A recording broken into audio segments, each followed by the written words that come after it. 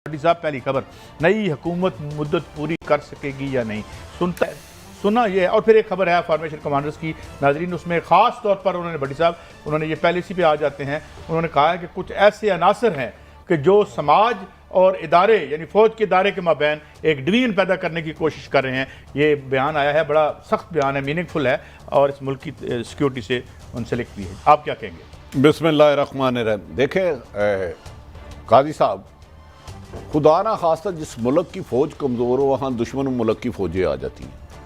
अगर पाकिस्तान में हम आप आज आज़ाद है, हमारी घर में माँ बहनें हैं, तो वो पाक फ़ौज की वजह से। दुनिया में सबसे मुश्किल जनाजा, दुनिया में सबसे तकलीफ दे जनाजा बुजुर्ग बाप के लिए जवान बेटे का है। अगर एक किसान का बेटा फ़ौजी लासना एक शहीद होता है, कप्तान होता है, मेजर होता है, सेकंड लेफ्टिनेंट होता है, तो वो मुल्क की हिफाजत के लिए होता है, किसी एक वाहिद शख्स के लिए, जमात के लिए नहीं।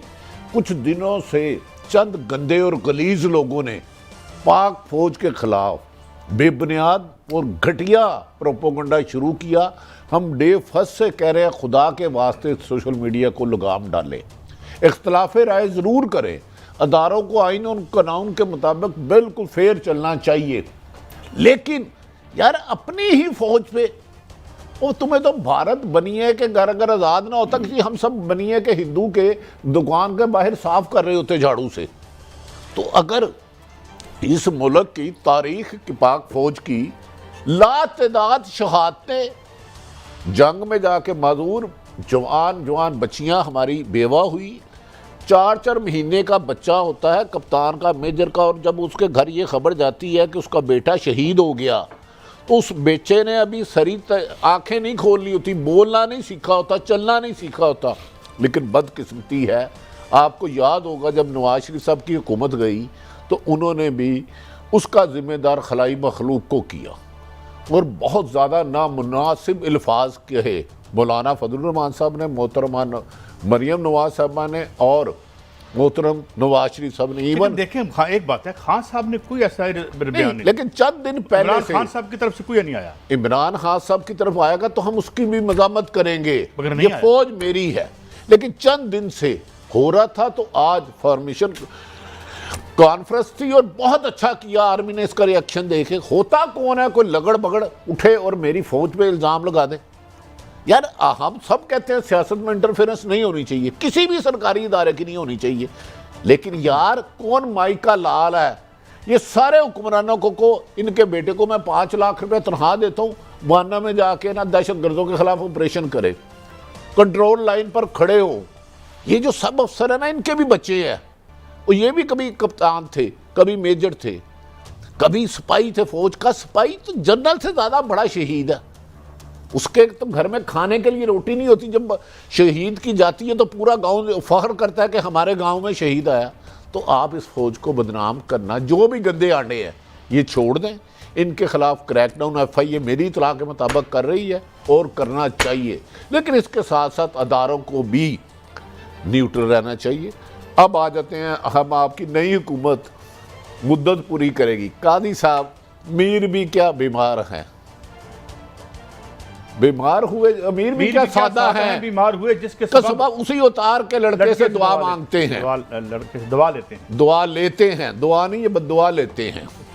इस हुकूमत को, इस असम्बली को जो 25 जुलाई 2018 को हुआ था, जब मेरी मेमोरी है, उसके बाद इमरान खान साहब की हुकूमत बन गई। उसने अच्छे काम नहीं किए और हमने वक्तन वक्तन तनकीद की, एक पूरी हिस्ट्री है, 3.5 साल जोड़ा मर्दी निकाल ले। लेकिन अपोजिशन कहती रही ये सिलेक्टेड हुकूमत है, सिलेक्टरों को भी बुरा भला कहती रही, सिलेक्टेड को भी बुरा भला रहती, गालियां करते रही। आज भी हुकूमत करो। इमरान मौलाना ने कहा मैं तो पहले दिन चाहता हूं रिजाइन दो, नवाज शरीफ साहब ने कहा हुकूमत खत्म करो। अब मैं हैरान हूं, अगर ये हुकूमत ने सिलेक्टर और सिलेक्टेड दोनों ही गलत थे 25 जुलाई 2018 को, ये असम्बली सारी उस नतीजे में आई और आज भी कमो बेशतर सारे अरकान वही हैं जो खुदा ना खास्ता दुनिया से चले, उनकी जगह 2, 4, 5, 10 आगे होंगे। तो ये इस असम्बली को नहीं मानते थे, जाली मानते, कहते सिलेक्टर लाए, ये अवाम की तौहीन है, मैंडेट छीना गया है। कल मैंने शाहिद हक्कान अब्बासी को, अपने वसीम बदामी मेरे दोस्त हैं, उनके प्रोग्राम में देखा, उन्होंने कहा हम तो फौरी इलेक्शन नहीं कराएंगे, 5 साल मुद्दत पूरी करेंगे।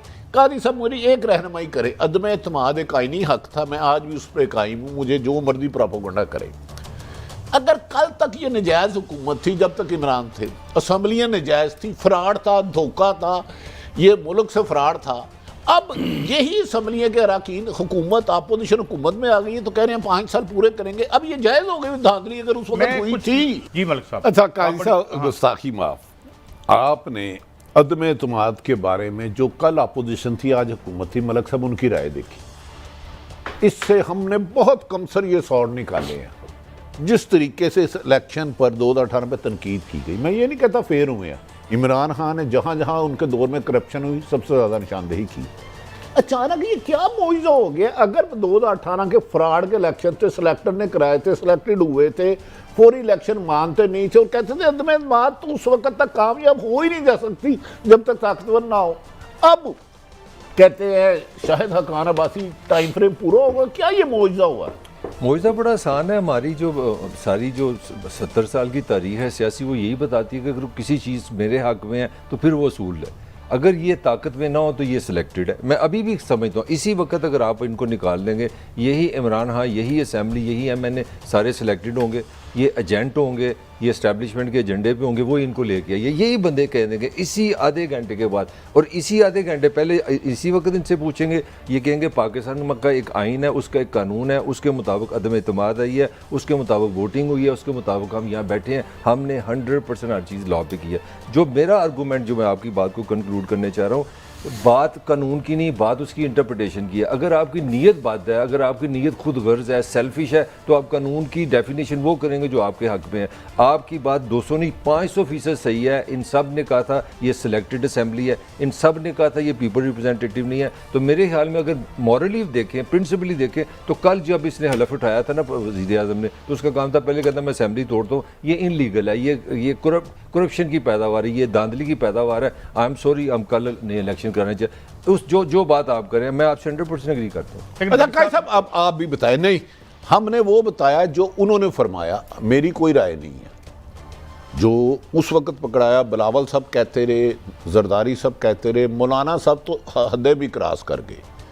अब ये खुद कह रहे हैं कि 5 साल पूरे करेंगे। अब सिलेक्टेड भी बुरा नहीं, सिलेक्टेड भी बुरा नहीं, अब इलेक्शन भी जायज़ हो गए, हलाल हो गए, पहले सारा कुछ ही गलत था।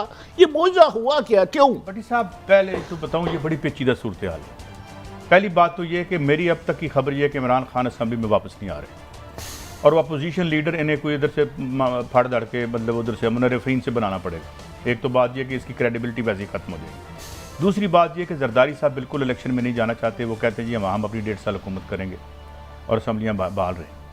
शहबाज शरीफ साहब की भी राय ये है कि ये चले, मगर मरियम साहिबा की और नवाज शरीफ साहब की ये राय नहीं है। तो there is a conflict of opinion. Qazi साहब, आपकी प्रॉब्लम है नैनन, और आप लैनन और बड़े लोगों तो डिस्कस करते हैं, गरीब आदमी के सवाल को, रिपोर्टर को नहीं आ पाए।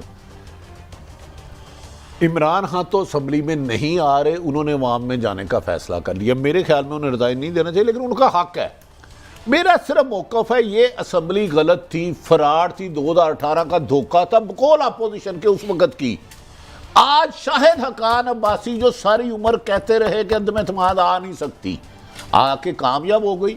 इमरान खान साहब के मुताबिक अमेरिकन एजेंडा था या नहीं था, हम वो लोगों पर छोड़ते हैं। अब ये इक़्तिदार में आके यही शाहिद हकान अब्बासी साहब कह रहे थे कि एक दिन भी हुकूमत में रहना गुनाह है। अब ये लीगल कैसे हो गई? 5 साल पूरे कैसे करेंगे? मुझे ये जवाब मुझे देना, खबर देने लगा, मुझे थोड़ा सा टाइम देना। मैं दूंगा आपको खबर, मैं आपको खबर देने लगा। खबर पता है क्या है बटी?